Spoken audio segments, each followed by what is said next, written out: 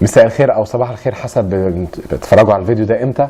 عايز اقول لكم حاجه مهمه جدا. لما تلاقوني قاعد على الارض فده مش مجرد افكت وحركات وكده، يعني انا بيجي لي هبوط، بتعب وبزعل، لان في ناس بتضيف اضافات من عندها وبتفتري على اللغه، على اهل اللغه، يعني بيطلعوا the dead people of the mother of language. مفيش شك ان الابداع مطلوب، يعني ان الحد يبدع ويضيف من عنده، دي حاجه كويسه جدا.